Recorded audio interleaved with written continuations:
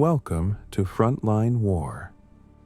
This channel documents war not through victories or flags, but through the systems that turned human suffering into routine practice. What you are about to hear is not a story of courage or sacrifice. It is a record of how cruelty was normalized, repeated, and perfected across centuries of armed conflict. This episode is titled, They Engineered Suffering. We will examine the top 10 most brutal realities ever documented on historical battlefields. We begin with number 10. Number 10. Flaying alive. Flaying was never meant to kill quickly. It was designed to keep the victim alive, aware, and responsive for as long as the human body would allow. We now move to number 9. Number 9. Impalement. This was not execution intended to end life quickly.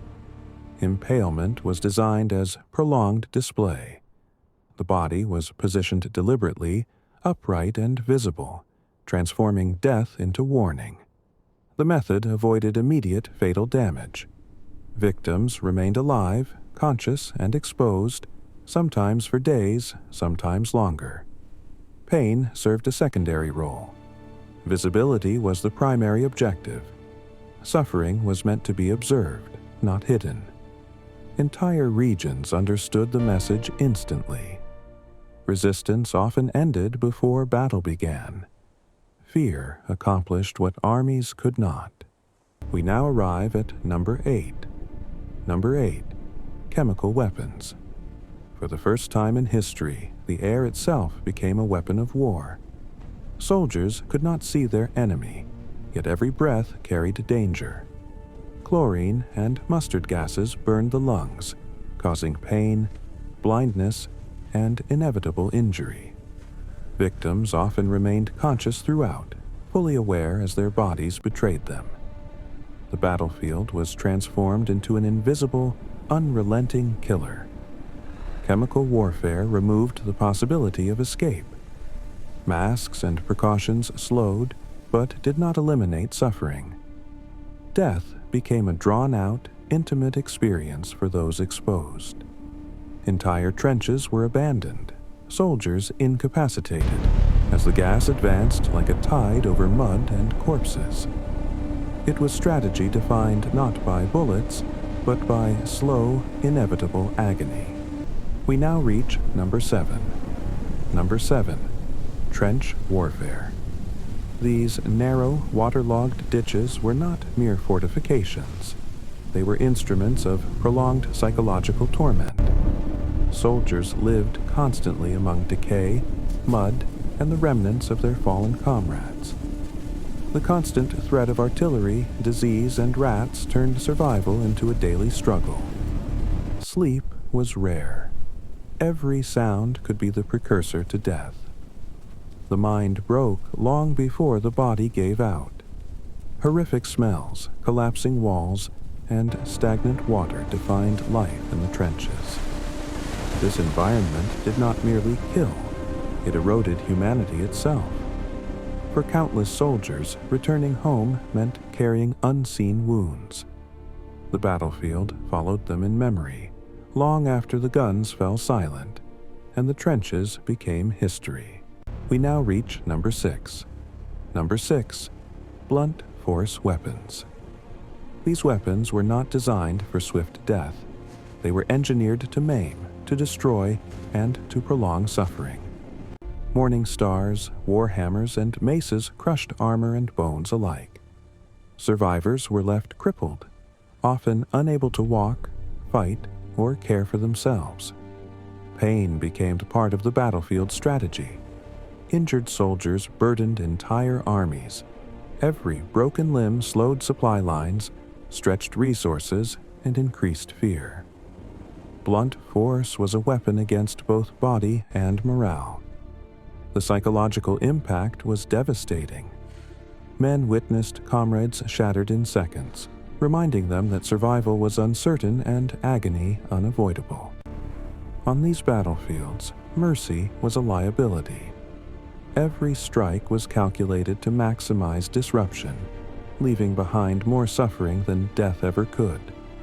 We now arrive at number 5. Number 5. Mass executions.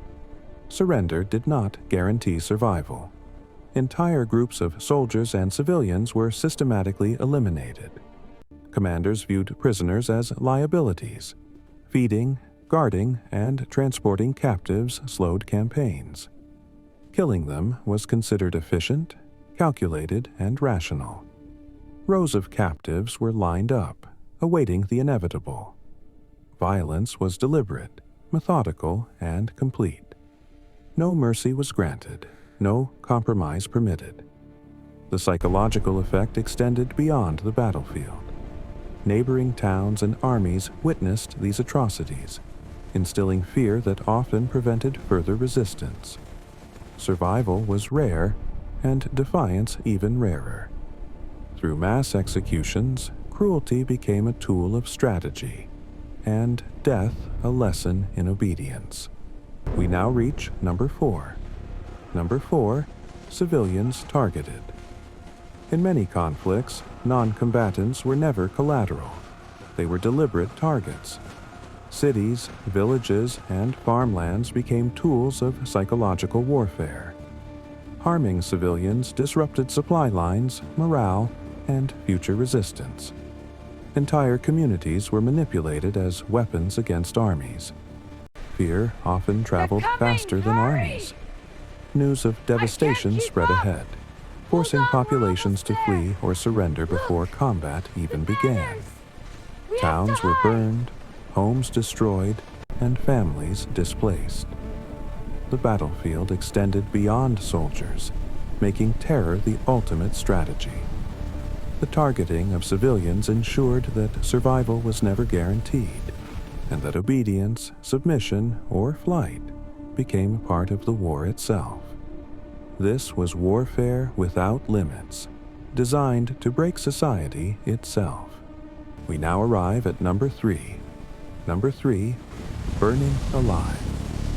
Fire was one of the most absolute and unavoidable weapons ever employed. Once ignited, flames allowed no cover, no escape, and no negotiation. Entire buildings, villages, and battlefields became ovens, turning survival into a matter of seconds, not skill. Those trapped faced inevitable agony. Screams, panic, and smoke filled the air, leaving a lasting imprint on both the living and the dead. Survivors bore permanent scars, both physical and psychological. Fire destroyed not only bodies, but also hope, community, and the very sense of safety. In the history of warfare, burning alive was not incidental. It was deliberate, systematic, and designed to maximize terror, making fear a weapon as precise as any sword or spear. We now arrive at number 2. Number 2, biological warfare. This was a weapon that ignored uniforms, borders, and battle lines entirely. Diseases, plagues, and contaminated supplies were deployed to devastate entire populations. Once released, they moved with unstoppable force, affecting soldiers and civilians alike. Entire cities fell without a single sword swung.